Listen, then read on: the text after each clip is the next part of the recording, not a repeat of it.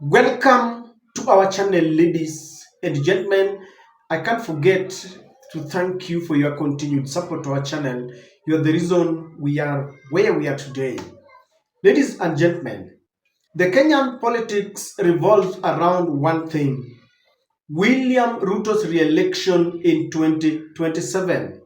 You can take many routes, you can call it by very many vocabularies, whatever they do, the actions, the appointments, everything. But one thing that is in the mind of William Ruto is the same thing that is in the mind of Rigathi Gachagua.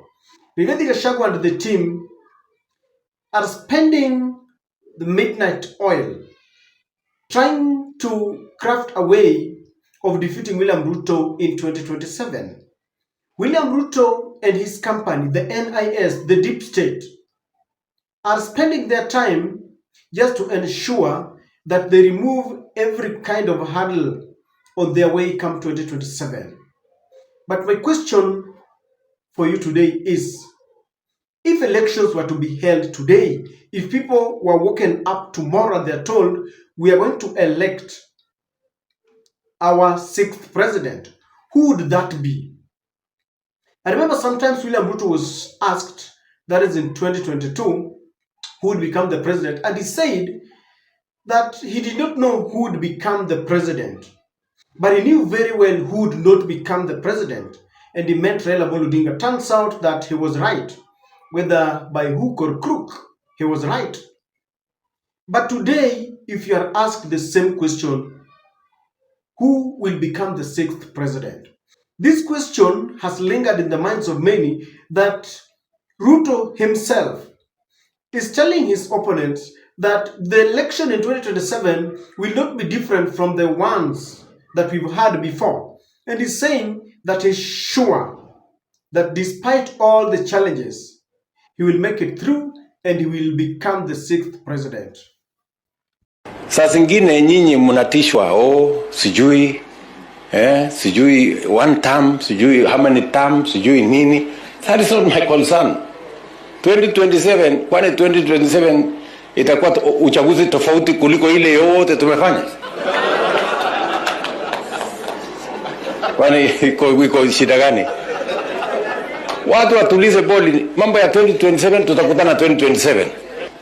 Mimi nimekuwa mjumbe miaka 15. Mimi nimekuwa naibu ya rais miaka 10.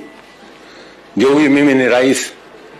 Miaka itakuwa 5. Sasa mtu atanitisha na kitu gani? Ati nisikue nini? What is it that I have not become? Tunaelewana? So hii mambo yako sijui nini, na kwanza hata shida ya wale wananitisha ni mtu ambaye hajawahi kuwa rais, ajui hata vile ya kukuwa rais inakuanga namna gani. Sasa wewe. That is William Ruto exuding a lot of confidence because he realizes that there are a lot of noise. People are telling him, you won't make it, you are a one-term president. But his allies are also telling him that there isn't any president in this country that has gone for one term. Kibaki went for 2 terms. In 2007, it was chaotic, but he was still declared the winner. Uhuru Kenyatta went for 2 terms. And his supporters are saying that William Ruto will follow the same trend. There is no way William Ruto can be defeated in 2027. And they are also exuding confidence that come what may, by hook or crook, by whichever means, William Ruto must complete his 2 terms. Hatutakubali kufunga virago Nairobi kuja reserve. Hapana. Ama mulitutuma sisi tuende Nairobi turudi nyumbani. Si tu lazima tuamalize 10 years. Maiona rais anaenda one term. Hata wakati Kibaki alipata shida si alifanya ukarabati mpaka akarudi kwa kiti. Mimi nataka niwahakikishie, ukienda coast, uende northeastern, uende mpaka hapa western Luo Nyanza na hapa Rift Valley, hii yote asubuhi na mapema before hata 90 minutes ishe, William Ruto atakuwa amekuwa re-elected with over 90% of votes cast in the Republic of Kenya. Ukiona hawa kama akina Karua, akina Kalonzo, hawa ni watu wanaweza shindana na William Ruto. Hata ukiketi tu nyumbani upime tu, wanaweza shinda William Ruto. But it is not going to be a walk in the park. As Sifuna is saying, William Ruto has to achieve and meet certain parameters before he is elected as the next president of the country. And Edwin Sifuna is saying it's not going to be a walk in the park. He must pass this the following tests. Nobody goes to the ballot to re-elect a president. Is the things they have done for them at an individual level. How has he managed the affairs of the country? How has he managed the economy? Are Kenyans happier? Are Kenyans in a better place than when he took over? How is the state of health? How is the state of education? How is the state of our economy, Trevor? I want to tell William Ruto that the only reason he will be re-elected. Kindly subscribe to our channel if you are watching us for the first time. Click the notification bell to allow YouTube to notify you whenever we release a video like this. Please don't forget to like and share videos. Ladies and gentlemen, thank you once again for your continued support. Now, ladies and gentlemen, there is a cartoonist that summarized William Ruto and his re-election in 2027. And in that cartoon, someone is saying, William Ruto, when you look at that picture there, that whole tree is like the nation Kenya. And William Ruto is hanging on that tree. But that tree has already been cut almost 3/4 way, and it is about to fall. And this cartoonist, the interpretation, first of all, what is your interpretation of that picture? Because according to the interpretation here, is that the country is almost falling down. We are facing a near collapsed system, the sharp abductions, the economy is not doing well, the university funding model, corruption, wastage, we can name them over and over again. But this person is saying that amidst the problem and the predicaments that Ruto is going through, he's already hanging loosely or tightly on one of the branch of this tree. But just on top, the media is hanging with him there. The media does not give him a chance.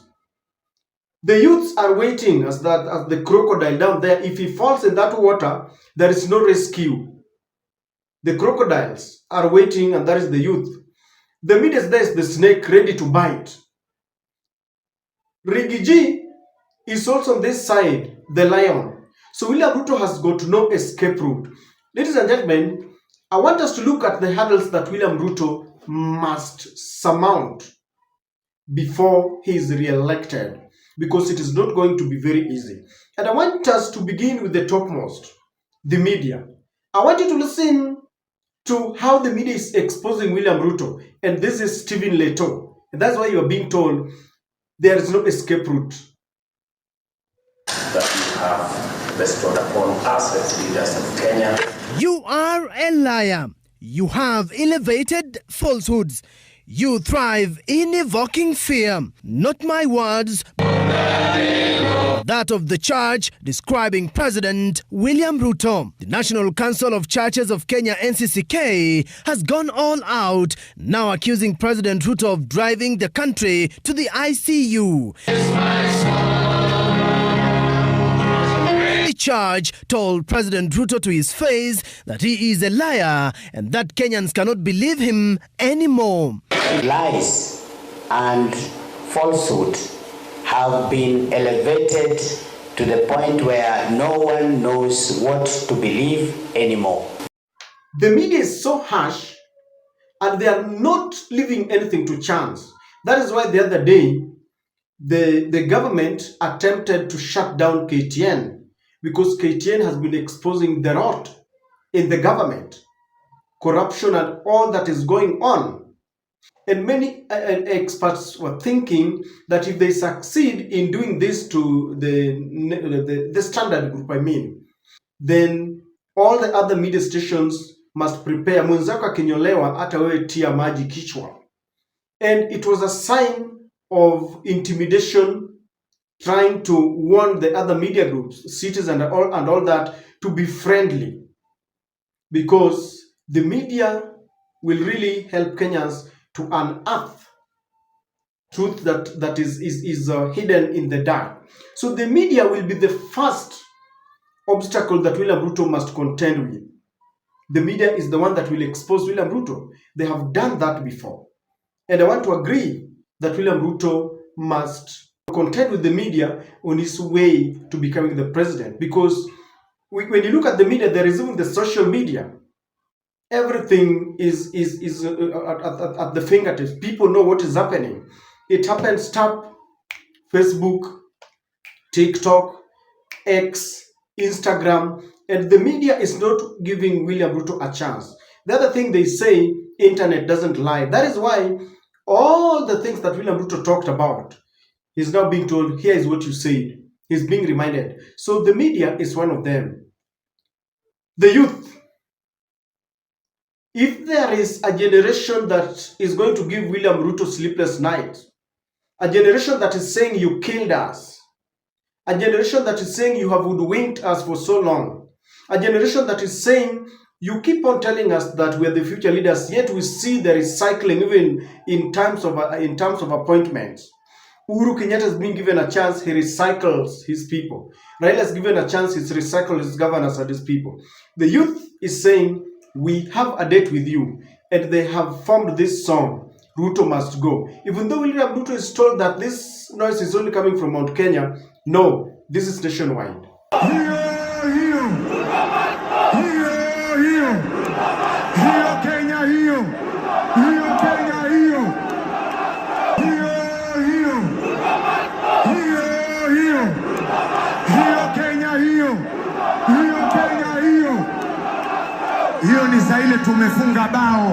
So the youths of the country are going to give William Ruto hard time. It is the talk of the day, even as Kenya starts preparing is preparing for the budget in 2025. And already the Finance Bill 2025 is spreading like fire in the wilderness. They're already very keen because the Finance Bill 2024 took Gen Zs to the streets, and William Ruto almost collapsed. William Ruto had to dissolve his cabinet. He said, I'm not going to sign that bill. So it is going to be the same thing. The youth, because of their numbers, is going to give William Ruto a hard time. The conversation that is going on is, we went to the streets, then Raila and William Ruto joined hands, and our movement stalled. But they're saying, we have a date with you. Come 2027. What we are now doing is that we're sensitizing each other. Register as a voter.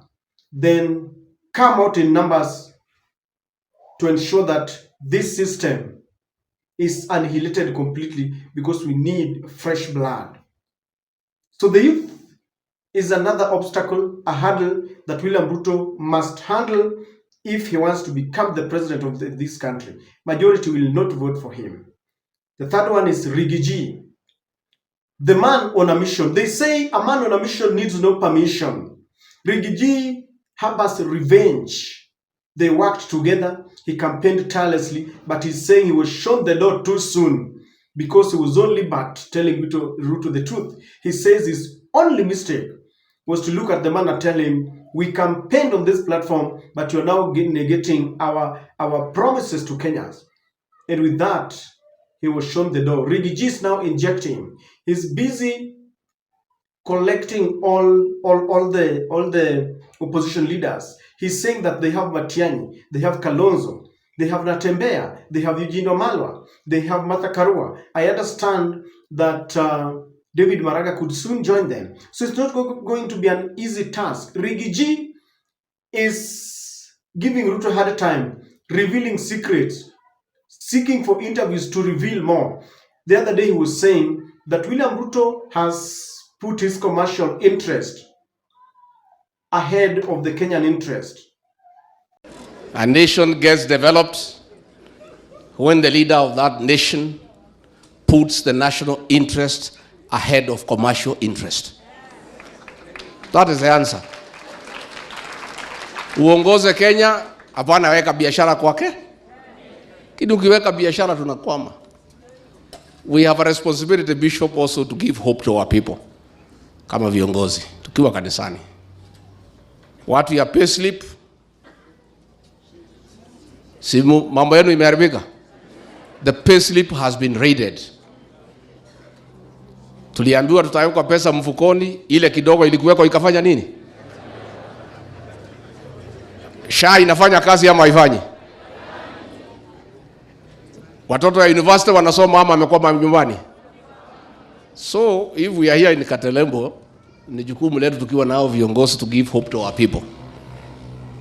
Tumesikiza Wakenya wanasema tupangane, tutafute serikali mpya mzuri ya kusaidia Kenya. Na hiyo tunafanya. Na huyu kiongozi wenu Kalonzo Musyoka, huyu Eugene Wamalwa, George Natembea, Fred Matiang'i, Rigiji yako hapo jikoni ndio na chora maneno. And I want to assure you, I want to assure the people of Kenya, we have a formula to give you good leadership. And he reveals corruption cases. Rigiji has taken Malala. Rigiji has combined with the former Attorney General, JB Muturi, and they are saying we are a united team. We are not even going to give William Ruto our flag bearer now. We are waiting up to 2026 because we know that you will turn your guns. You will trail your guns against our presidential candidate. So Rigiji is going to be a thorn in the flesh to William Samoei Ruto. So, ladies and gentlemen, even if William Ruto is saying that this election is not going to be different from others, it's a different one. We are dealing with another generation. Meg Whitman is not there. Maybe we may not get another stubborn Chebukati on the way.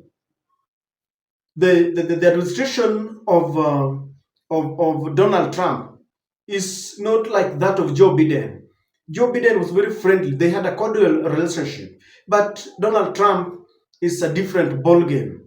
So it's true, William Ruto is thinking that things will be the same, but the reality is Vindu Vichenjanga. On the ground, people are different.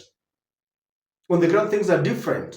That is why he's running to Raila, because he knows very well that Rigiji has rallied the support of Mount Kenya. They are not with him. Ladies and gentlemen, I cannot say that William Ruto will be defeated because I know there are election malpractices, rigging, that has happened before. But something tells me that on a level playing ground, in light of what William Ruto told Kenyans as he was campaigning, what he told Mama Mbogas, the bodas, that he was the chief hustler, that might not work today. I have seen him coming through the church, donating money, but just the other day, Archbishop Anyolo told him, you have killed the opposition.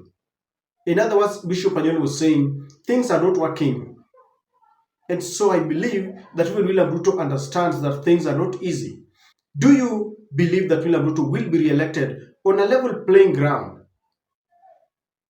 And what are some of the obstacles that we have left behind?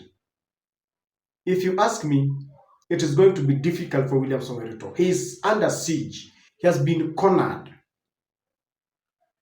What any other obstacle have we left out? Kindly share with me on the comment section. Let's meet on another video. Thank you very much for watching.